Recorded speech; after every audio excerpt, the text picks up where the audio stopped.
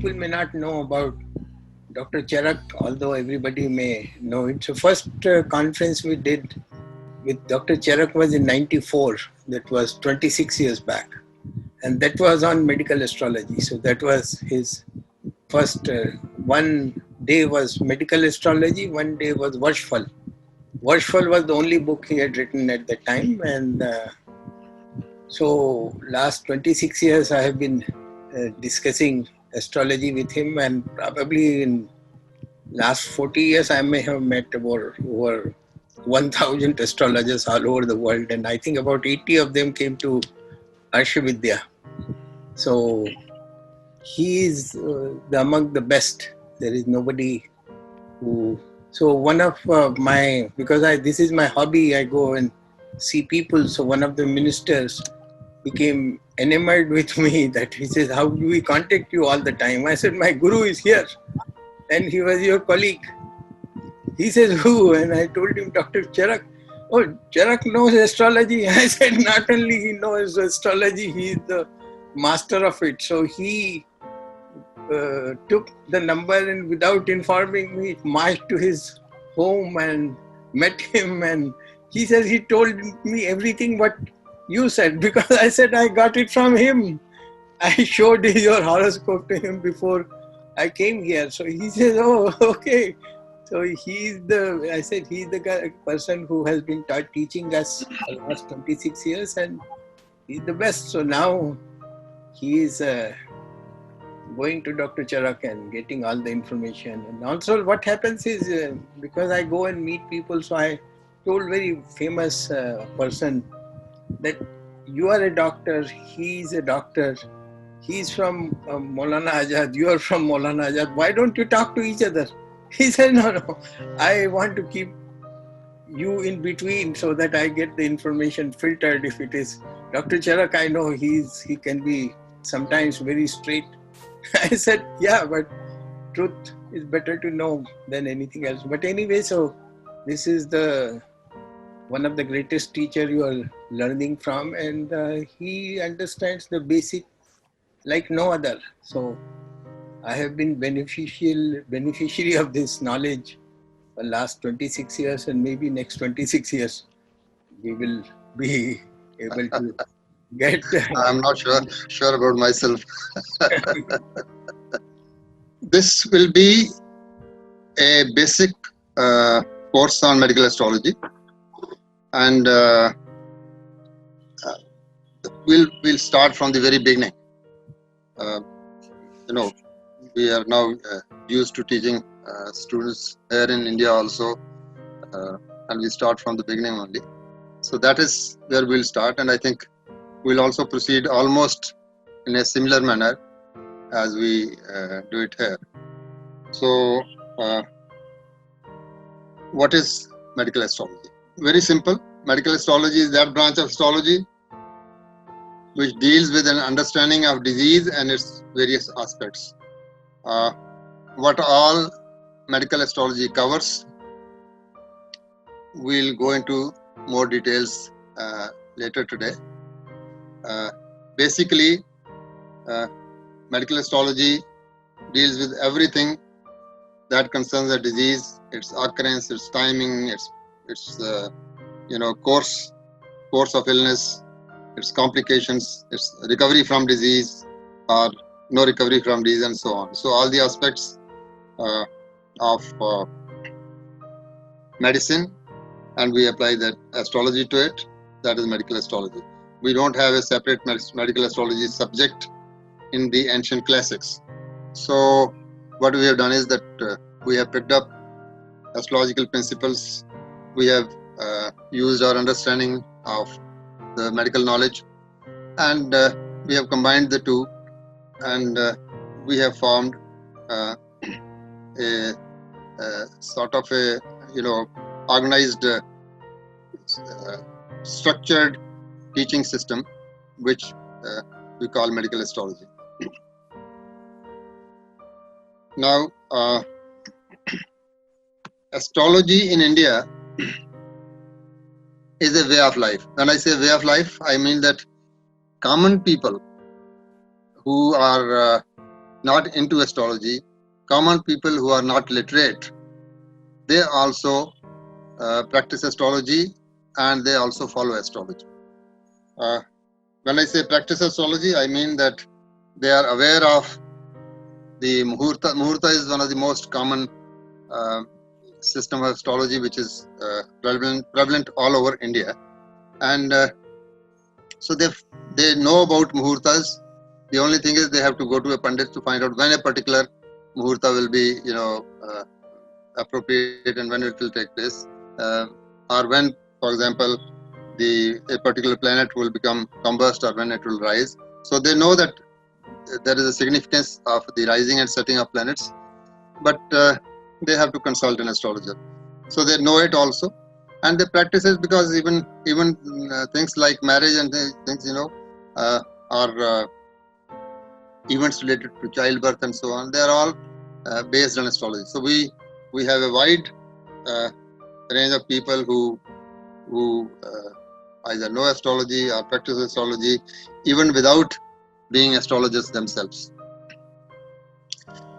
Medicine, which in India is called Ayurveda, the ancient Indian system is called Ayurveda.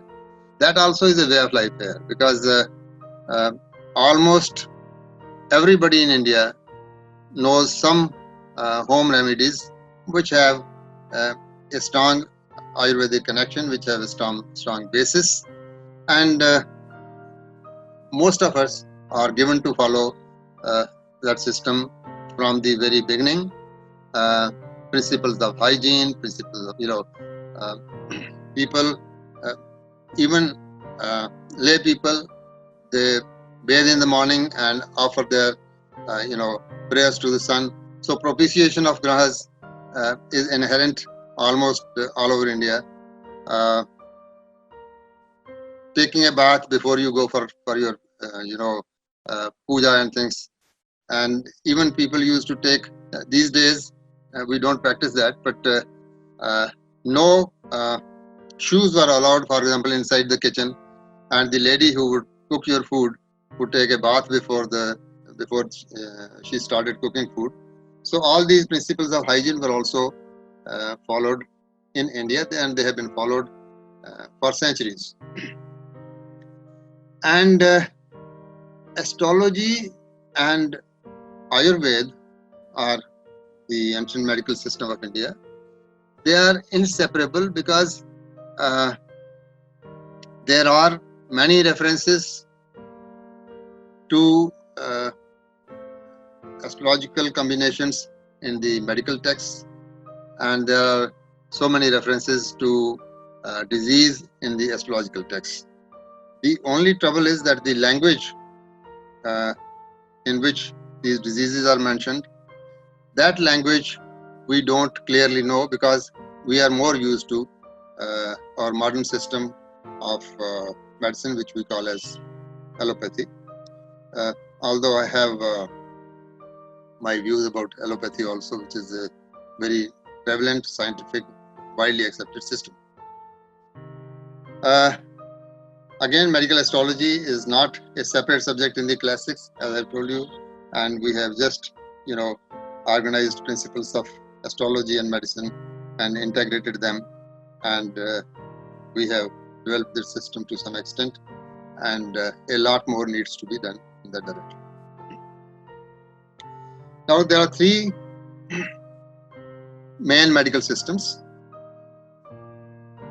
Ayurveda as we know it today, because as Ayurveda of the past probably encompassed all different systems of healing, which included probably homeopathy, allopathy, naturopathy, and yoga, and so on. But what we see today is that Ayurveda we understand as some sort of herbal medicines which are good for different ailments and which don't cause many side effects. But that is not all Ayurveda. Ayurveda, I think, is a much more vast system of medicine, of healing.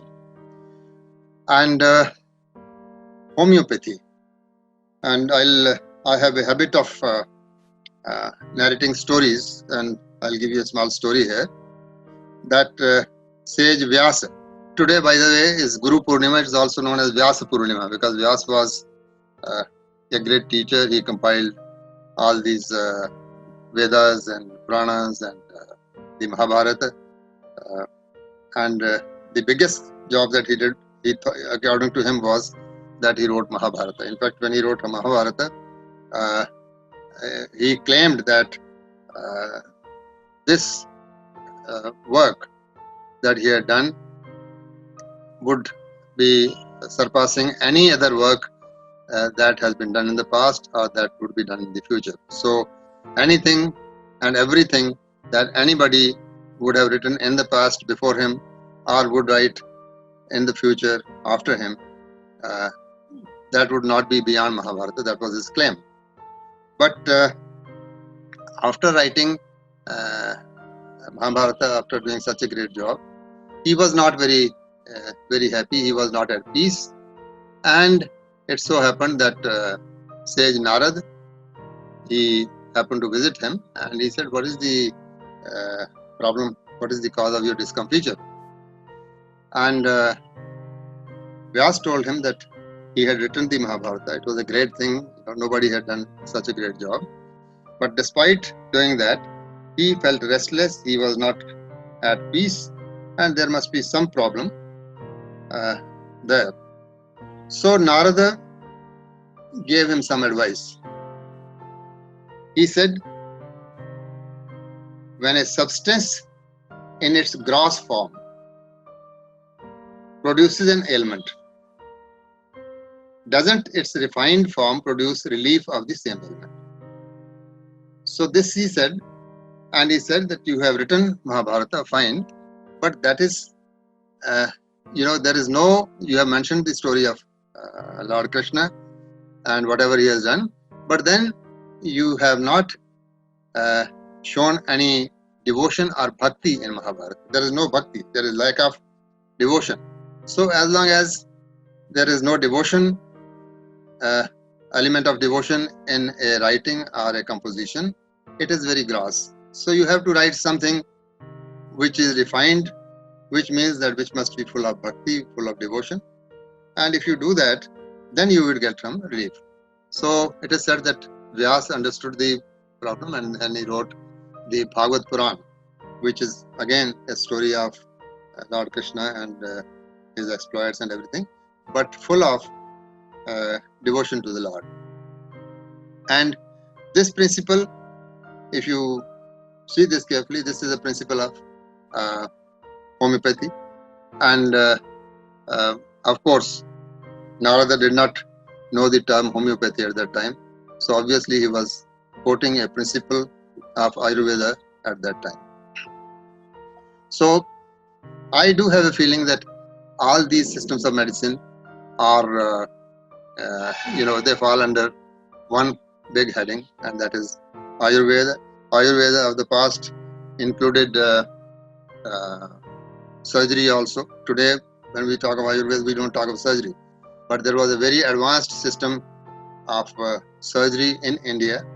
And of course, there are Puranic stories about Lord Shiva, transplanting the head of an elephant over his own son, or the head of a goat on Daksh Prajapati, who was his father-in-law. And there is another story, which I don't know whether you know it or not, of Lord Vishnu. Lord Vishnu lost his head at one occasion, and Lord Shiva, transplanted the head of a horse on Lord Vishnu, and that was the incarnation of Hagriva. Hagriva is horse, and Griva is neck. So the Lord with the neck of a horse. So that was the incarnation of Lord Vishnu. So there are stories in the Puranas about that. But more than that, we come to the actual surgery. Then Sushruta was, who is considered as the father of ancient Indian surgery.